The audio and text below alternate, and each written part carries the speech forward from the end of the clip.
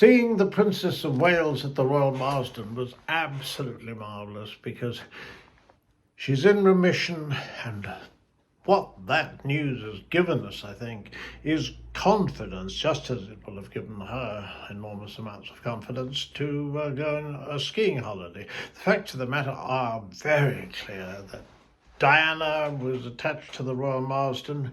Subsequently, William, and now he and Catherine are joint patrons, and it was absolutely marvellous seeing her interact with some of the sufferers, fellow sufferers you could say. Indeed, what she's done so wonderfully well is communicate with others who also are struggling with this pernicious disease. Only the really good news, and we had heard this in September, of course, that she was cancer-free, but this gives extra confidence, and confidence is, again, part of the battle. Confidence is what will help her to get back to a schedule that is more normal. And it will be very difficult. I mean, it will be over a period of perhaps many months. It will be on medical advice, and it won't be a matter, as usual, of fitting schedules in months in advance. We will not know until the day itself if she was to appear. And of course, it is important, as the Queen Elizabeth comment, I must be seen to be believed, has always remained with us because it's true. So there's no question at all that a trip abroad with the world's most glamorous royal couple, but also whose brand has a very special pull and who represents soft power at its most potent. Of course, that's significant, but the princess has prioritized her health and her family, as she must, as is natural. And it was wonderful seeing William's message to her on her 43rd birthday, saying how proud he was of her and being so wonderfully supportive. As undoubtedly the Middleton family have been in the background, no question about it. So a very positive development there. But also in the United States with Vanity Fair, with an 8,000 word takedown of the Sussexes. Harry and Meghan have had it so easy for most of 5 years because when they stepped down as senior working royals linked to the Sandringham Agreement, they knew the royal family couldn't hit back at some of their accusations, and some of which were certainly absolute rubbish. They've never answered or been forced to answer any points that were controversial, and there was a lot. Oprah, the Harry and Meghan Netflix series, and of course Harry's ill-judged memoir Spare. No wonder there's a very deep, perhaps unbridgeable rift in the royal family. And this article, it was well written, it was also balanced, but let's be absolutely frank.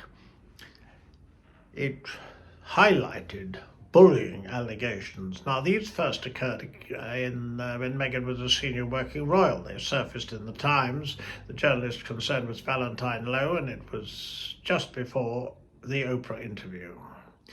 And the palace subsequently conducted an inquiry and kept it private. Many believed that that was because they thought there would be a comeback from Meghan, who has strongly denied any such behaviour. Hollywood Reporter last year called her a dictator in high heels, or quoted sources saying that's what she appeared to be, and now we've had something very similar, because there is no question, it seems, if we take what's in Vanity Fair, that she's impossible to work for, and that there are those who have worked for her who subsequently have had the scars. And bullies, especially entitled bullies, are not popular. And I think she will find this stays with people because so much that they've done is monetize their royal connections. As is pointed out in Montecito, they're far from popular. They left Britain, one of the reasons was to avoid the publicity, the intrusive press. Well, what do they want in America? They want publicity. They want press, only, of course, favourable press. The other thing is, it would seem from the article that they haven't a clue about show business. They haven't proper ideas. Indeed, apparently archetypes wasn't Meghan's idea originally. And Harry is portrayed as someone at a bit of a loss. Someone who didn't really understand that in Spare, which is his memoir, which attacked his father, his brother, his stepmother, particularly in television interviews promoting it, he didn't seem to realize the enormity of this. Indeed, the article paints him as someone very at a loss, rather charming, and missing his family. He's an exile. Exiles often do.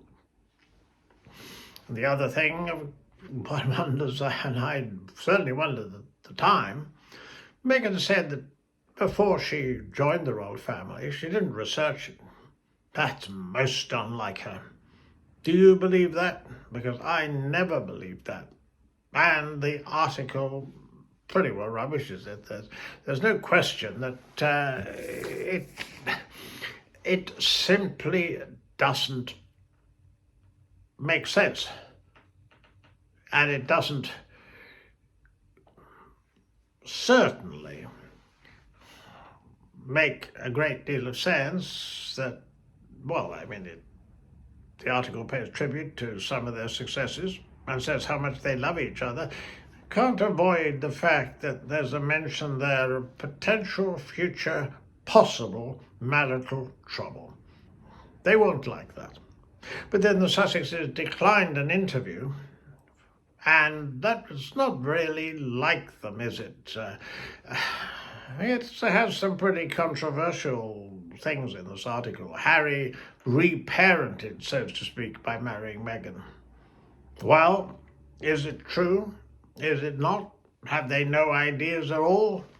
Are they essentially probably going to fail because all they're worth is the fact that they're royal, and that's, so to speak, it. And if there's nothing else, will the Netflix contract last, one wonders? Or if so, in what form? American Riviera Orchard hasn't got far because of the trademark issues, and apparently Montecito isn't even the American Riviera. Anyway, I look forward to reconnecting with a future broadcast or podcast about the royal family, and please tune into that.